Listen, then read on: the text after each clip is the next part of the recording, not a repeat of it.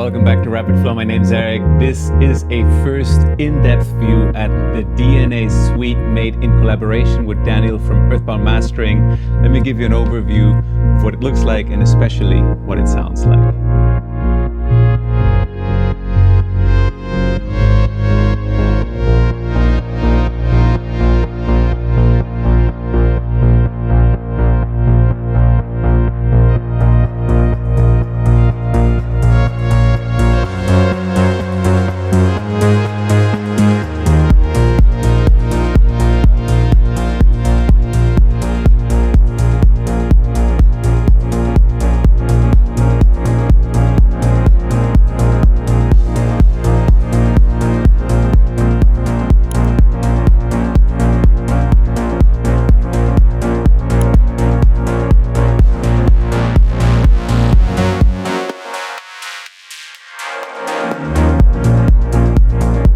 So let me give you an idea of what's going on here. This is the brand new workflow that we've created in collaboration with Earthbound Mastering, who went through every rack, every preset, every mastering setup and tuned it in his incredible room, which was created by a very famous acoustician. It's basically his house is built around the speakers, not his room, his house. Daniel takes this stuff up to a completely different level.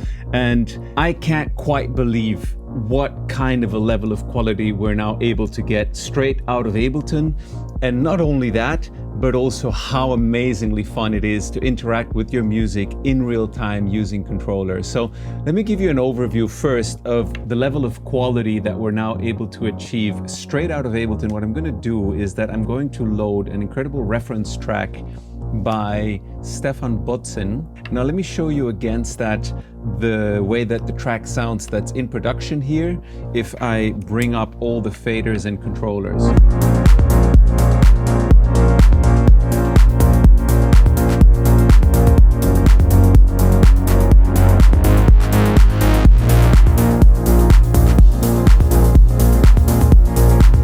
So what you're seeing on the screen now is this track in production leaving Ableton. It's the blue curve, and against that is the reference track from the incredible Stefan Botzen. Let me just jump to that again so that we have that frequency spectrum. And as you can see, these curves match up really, really closely. And I was so happy to see this. The first time that I saw this was actually when I was teaching a class for our Flow Collective. So how did we do this? And maybe before we get too much into the details, all of this is done using stock plugins on Ableton only. We have adapter AB and a few things like that loaded in it, but you can actually open this template using only stock plugins. What we have going on is a workflow environment where you have 17 tracks where you can put in all of the basic kind of sounds that you generally need for electronic music production. So you have your kick, you have your bass, snare, harmonics, melodics, hook, and all that. But as you can see down here, all of this have channel strips laid out specifically for that kind of sound. So let me bring in the kick and bass against this. Let me show you a different type of bass sound.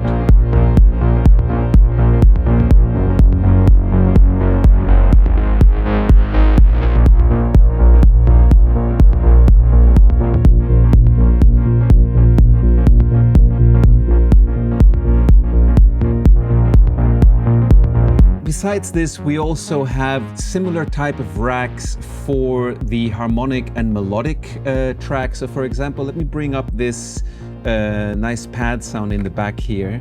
And let me show you what we can do very easily using the macros that are available on all this. So we're going to use the clean sound now for this pad sound.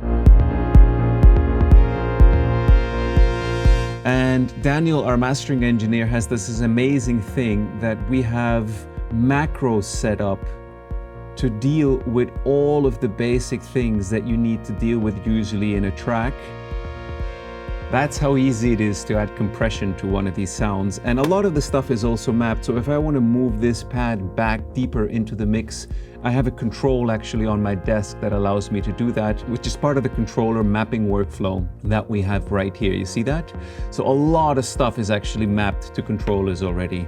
So we have the presets, we have the incredible macro chains that we have in here so that you can, for example, let's say I want to make this pad wider. It's all right there. If you want to have sidechain on this pad,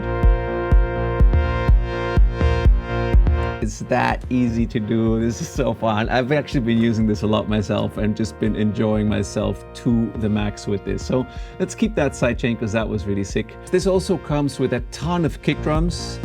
All of them are pre-mixed and pre-mastered using analog gear. So let me show you a couple of our kick drums that we have in here. That's an MFB kick. I seem to like the Swayman a lot recently. But so yeah, you'll always find a kick that you like for your track. There's a lot of different variations, and there's also different presets, of course, for the kick.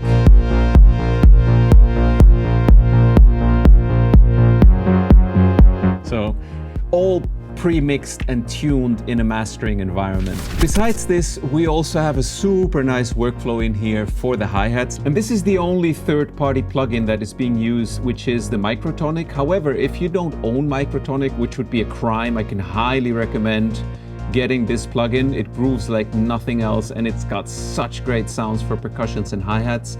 But knowing that not everyone has this plugin, we actually created a backup for it, Microtonic. You see that? Now you will need to install an Ableton 12 default Max for Live device. It's free SQ sequencer, and this is actually covering what the Microtonic is doing. So we also have a percussion channel, a toms channel, which is basically the low end stuff that you can see there.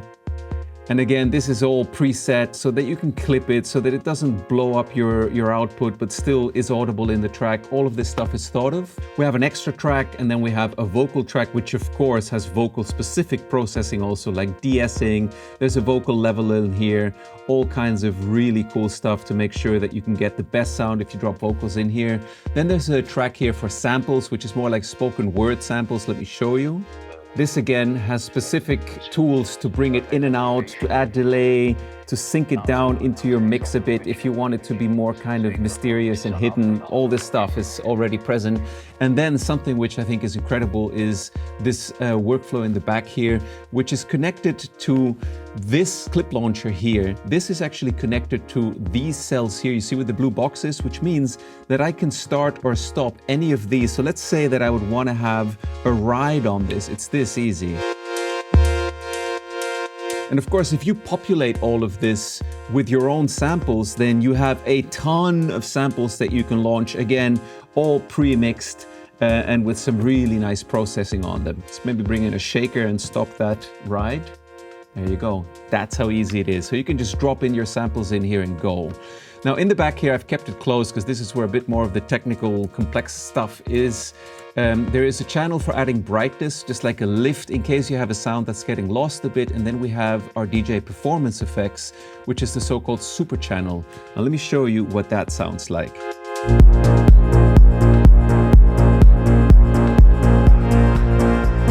So I'm opening up the washout on this channel.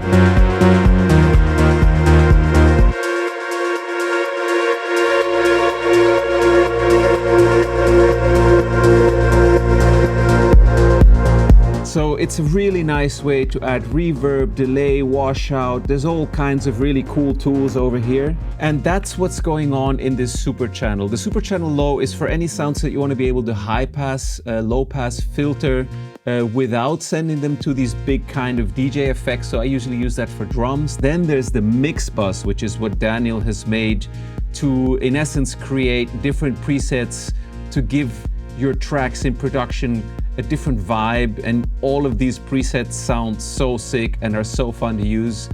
Then we have our mastering chain, which has a ton. It has a lot of super sick, really nice presets. Yeah, you can either like make things incredibly loud, depends a little bit of the kind of material you're sending into it. And then there's a send to mastering, which is in essence removing a lot of the heavy processing and of course the dynamics so that you have a mix down that you can send to your mastering engineer.